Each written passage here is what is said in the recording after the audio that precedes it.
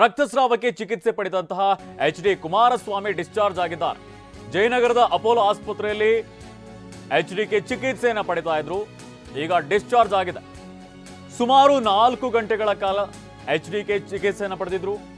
ಯಾರೂ ಕೂಡ ಆತಂಕ ಪಡುವಂತಹ ಅಗತ್ಯ ಇಲ್ಲ ಅಂತ ಕುಮಾರಸ್ವಾಮಿ ಅವರು ಹೇಳಿಕೆಯನ್ನು ನೀಡಿದ್ದಾರೆ. ನನಗೆ 3 ಸಲ ಹೃದಯದ ವಾಲ್ವ್ ಬದಲಾವಣೆ ಆಗಿದೆ. ಒತ್ತಡ ವಿಶ್ರಾಂತಿ ಇಲ್ಲದೆ ಕೆಲಸ ಮಾಡಿದ್ರಿಂದ ಹೀಗಾಗಿದೆ ಅಂತ ಎಚ್.ಡಿ.ಗೆ ಹೇಳಿಕೆಯನ್ನು ನೀಡಿದ್ದಾರೆ. ಇನ್ನು ಬೆಂಗಳೂರಿನಿಂದ ಮೈಸೂರಿಗೆ ಪಾದಯಾತ್ರೆಗೆ ಇನ್ನೂ ಕೂಡ 1 ವಾರ ಇದೆ. ಪಾದಯಾತ್ರೆಯಲ್ಲಿ ಭಾಗಿ ಬಗ್ಗೆ ಆಮೇಲೆ ನೋಡೋಣ ಅಂತ ಎಚ್.ಡಿ. ಕುಮಾರಸ್ವಾಮಿ ಹೇಳಿಕೆಯನ್ನು ನೀಡಿದ್ದಾರೆ. ಸಂಜೆ ಸುದ್ದಿಗೋಷ್ಠಿ ನಡೆಸುವಂತಹ ಸಂದರ್ಭದಲ್ಲಿ ಮೂಗಿನಲ್ಲಿ ರಕ್ತಸ್ರಾವವಾಗಿತ್ತು. ತದನಂತರದಲ್ಲಿ ಆಸ್ಪತ್ರೆಗೆ ದಾಖಲಾಗಿದ್ರು. ಜಯನಗರದ ಅಪೋಲೋ ಆಸ್ಪತ್ರೆಯಲ್ಲಿ ಚಿಕಿತ್ಸೆಯನ್ನು ಪಡೆತಾ ಇದ್ರು. ಸುಮಾರು 4 ಗಂಟೆಗಳ ಕಾಲ ಚಿಕಿತ್ಸೆಯನ್ನು ಪಡೆದಿದ್ರು. ತದನಂತರದಲ್ಲಿ ಈಗ ಡಿಸ್ಚಾರ್ಜ್ ಆಗಿದ್ದಾರೆ.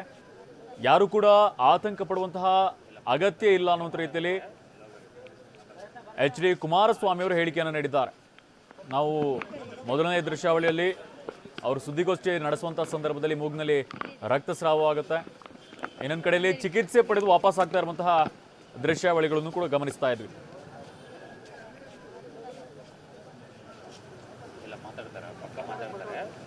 ಇನ್ನು ಡಿಸ್ಚಾರ್ಜ್ ಆಗಿ ಬಂದಿರುವಂತಹ ಕುಮಾರಸ್ವಾಮಿ ಅವರು ಏನು ಹೇಳಿದ್ದಾರೆ ಬನ್ನಿ ನೋಡ್ಕೊಂಬರೋಣ. ಯಾರೂ ಆತಂಕಕ್ಕೆ ಒಳಗಾಗಬೇಕಾದಂಥ ಅವಶ್ಯಕತೆ ಇಲ್ಲ. ನಮ್ಮ ಕಾರ್ಯಕರ್ತರಿಗೆ, ವಿಶೇಷವಾಗಿ ಅಭಿಮಾನಿಗಳಿಗೆ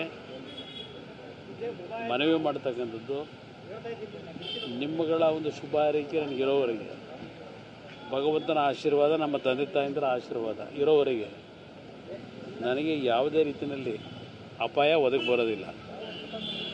ಈಗಾಗಲೇ ನಾನು 3 ಬಾರಿ ನನ್ನ ವಾಲ್ವ್ ರಿಪ್ಲೇಸ್ಮೆಂಟ್ನ ಆಗಿರ್ತಕ್ಕಂಥದ್ದೇನಿದೆ, ವಾಲ್ವ್ ರಿಪ್ಲೇಸ್ಮೆಂಟ್ಗೆ ನಾನು ಒಂದು ಟ್ಯಾಬ್ಲೆಟ್ಸ್ ಏನು ತೊಗೋತೀನಿ, ಬ್ಲಡ್ ಥಿನ್ನರ್ದು ಟ್ಯಾಬ್ಲೆಟಿಗೆ ಎಕೋಸ್ಪ್ರಿನ್ ಅಂತಕ್ಕಂಥದ್ದು.